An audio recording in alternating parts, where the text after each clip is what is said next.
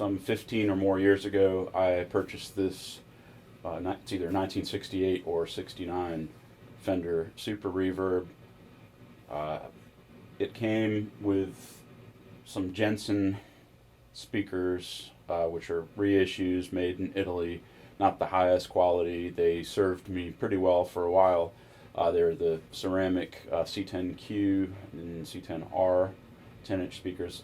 At one gig, I don't know, about 8 years ago maybe, one of the magnets actually fell off the back of the speaker. I heard a horrible noise in the amp and heard something. I didn't think much of it, played the rest of the night. And then but when I got home and loaded out the next day, put it in my storage, I noticed something was rattling around, and the magnet from the one speaker had fallen off and was stuck to the back of another one, and it was just kind of moving around. So I disconnected that speaker, and it was a 3-speaker 4x10 for quite a few years, in fact, until today.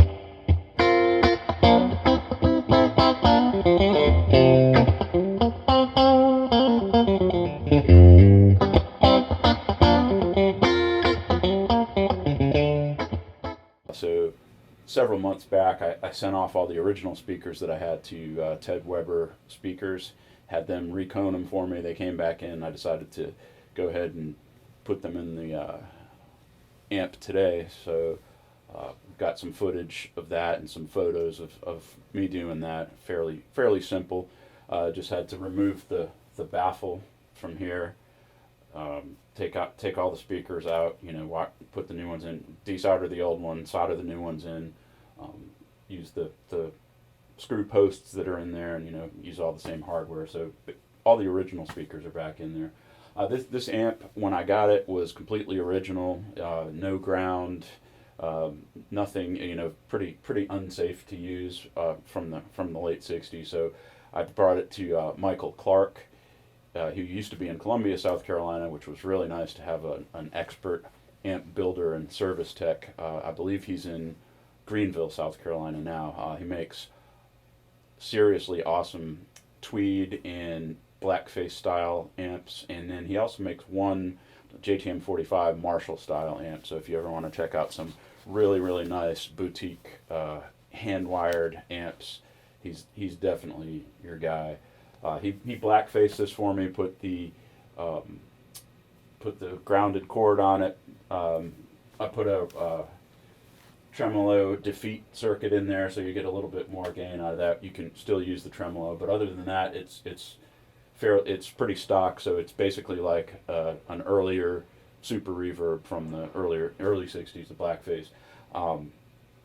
So all the filter caps have been changed. Basically, all the caps in it have been changed. Some of the old carbon comp resistors, some other stuff has been changed. I still have the bag of all the parts that he switched out somewhere around here. I also put in some new old stock 6L6 Joint Army Navies. These were manufactured in, it says right here, October of 1975. So that's what I'm running right now for power tubes.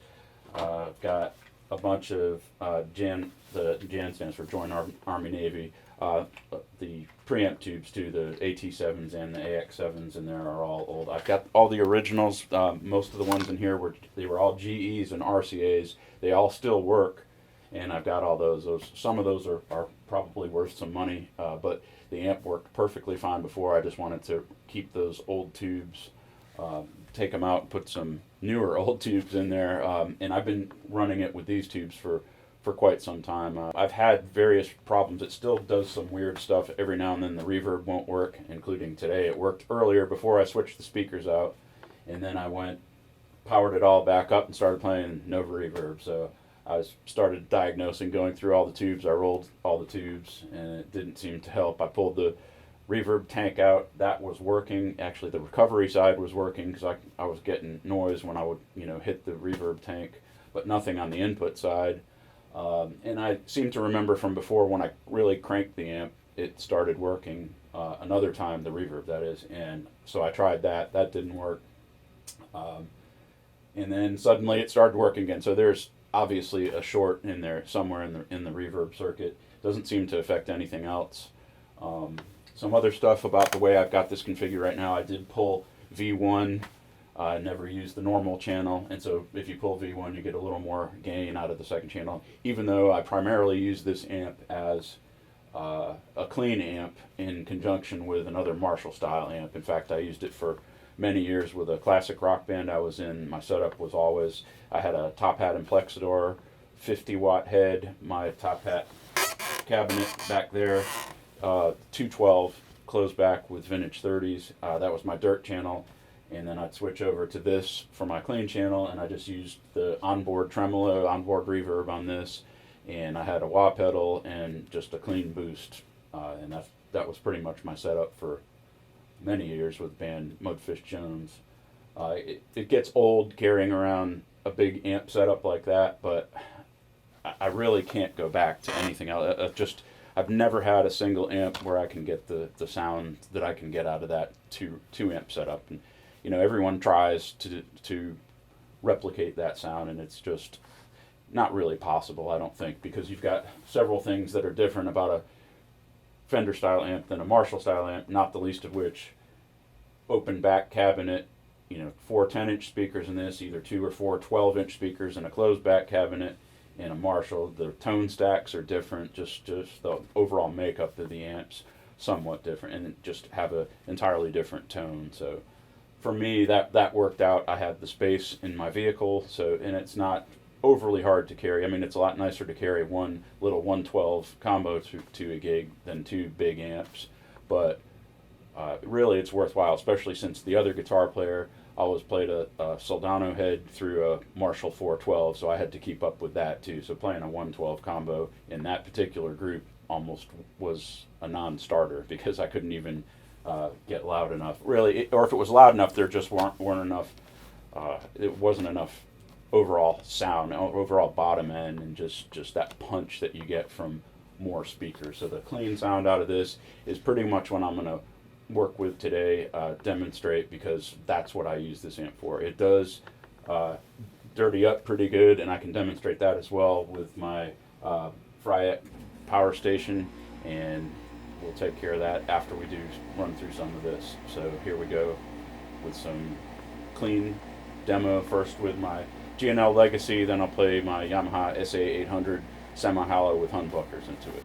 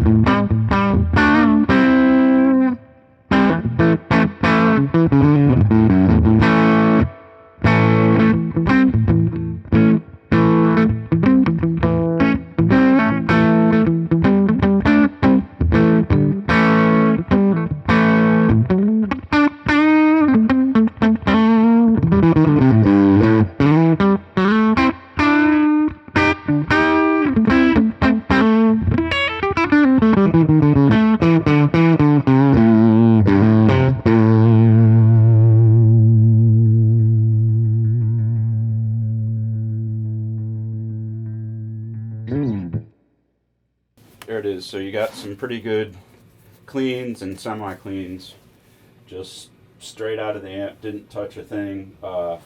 Volume is on 4, treble is on 6, middle is on 6, bass is on 6.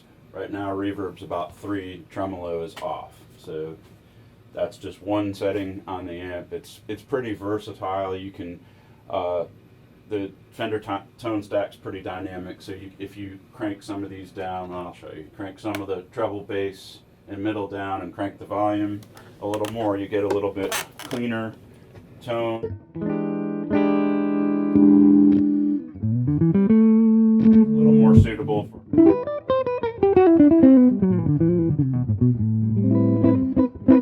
maybe for jazz or something.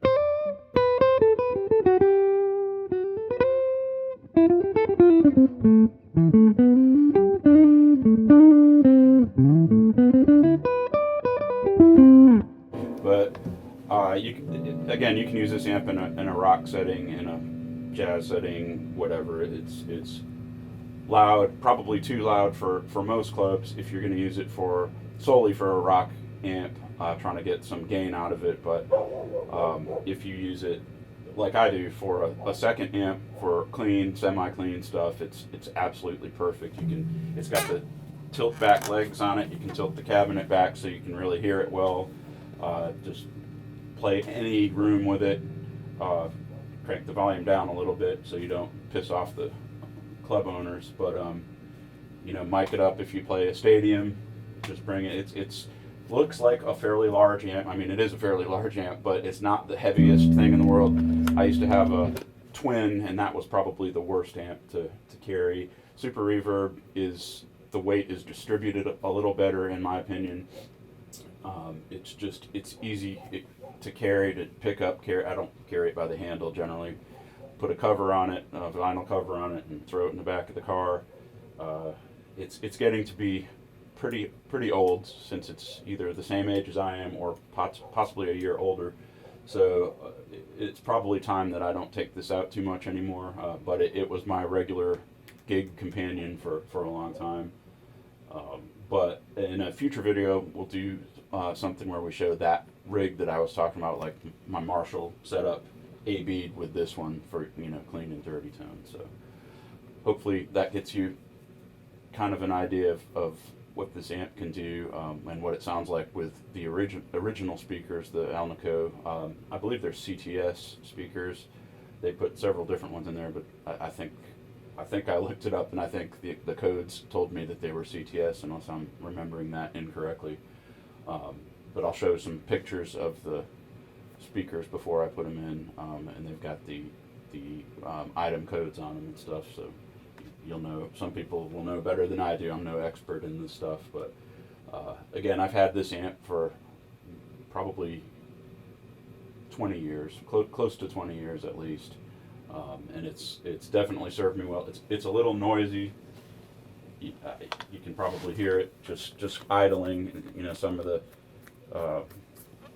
to just kind of a little grumbly kind of hiss going on, but if you're recording with it, maybe that would be an issue. It's pretty low compared to the signal, but it's definitely present. I can hear it just at my ear level right now, just kind of a constant noise, but it's always made those noises, so it's nothing that bothers me, but it probably would bother some people. But again, there's just no substitute for a tube amp. Playing a tube amp, I've had modeling rigs and stuff, and while they're great and they sound great on record, Just being in the room with a real amp, there's something to it, something a little bit magical. There's a smell even, you know, people talk about all sorts of things. There's the feel, there's the touch sensitivity, the immediacy of a tube amp. There's the sag that you get with a tube rectifier like this amp has, then a little bit more immediacy with an amp like a Marshall that's got a solid state rectifier.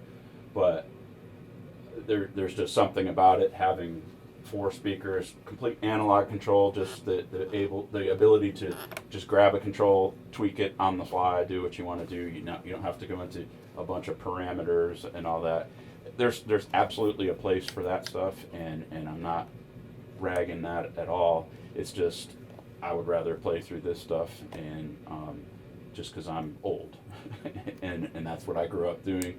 And I just get frustrated, even though I'm an IT person, I still get frustrated with the level of programming that you have to do. Every time I had a modeling rig and went to a gig, I found that, you know, even though I normalized the volume of patches and stuff, you get to a gig and it's just a different story, and it takes just so long tweaking your sounds. Whereas with this, set it once, forget it. Same thing with the Marshall, set those 2 amps and go back and forth and ride your volume and your tone, and good to go. So I'm going to hook up the attenuator real quick and show some distorted sounds with humbuckers. Okay, so now I've got the Fryette Power Station hooked in. We've got volume at 9, treble at 7, middle at 6, bass at 6, and reverb on 3. So see what that's like.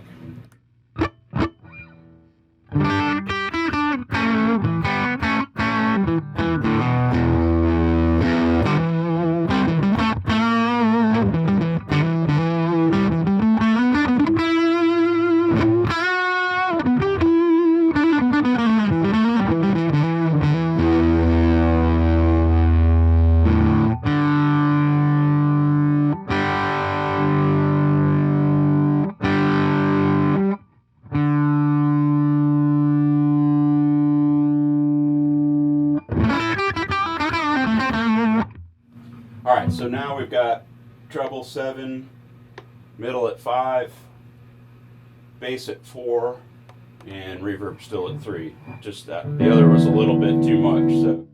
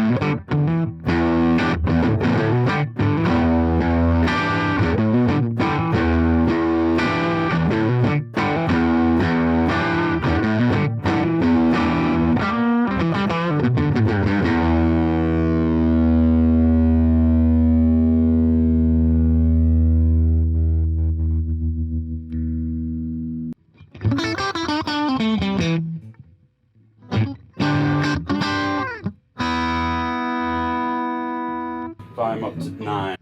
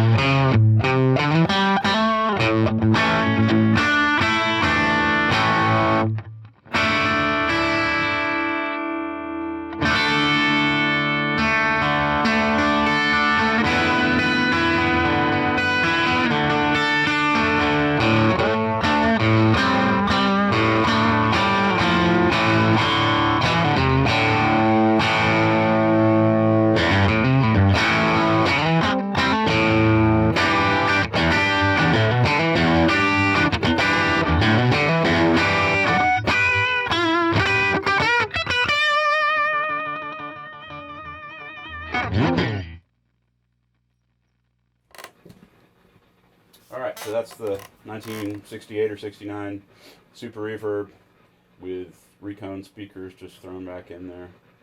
Some noisy tubes. It needs some cosmetic work. I've got some problems on the bottom here. You can see it's not sitting level.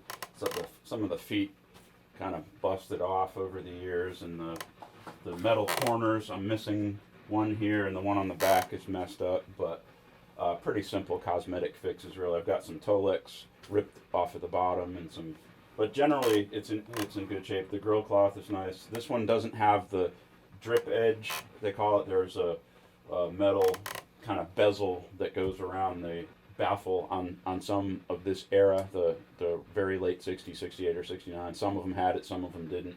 Pretty typical, as I understand it, of a lot of the way Fender did manufacturing. So sometimes they would have certain features, and sometimes they wouldn't, even within the same year, apparently. But I'll show some shots of the tube chart and the inside of the amp too. So anyway, that's what we got here on this lovely Saturday in October. So more content coming soon, so keep it tuned here. Subscribe to us, Weekend Warrior Creative Lab. Thanks.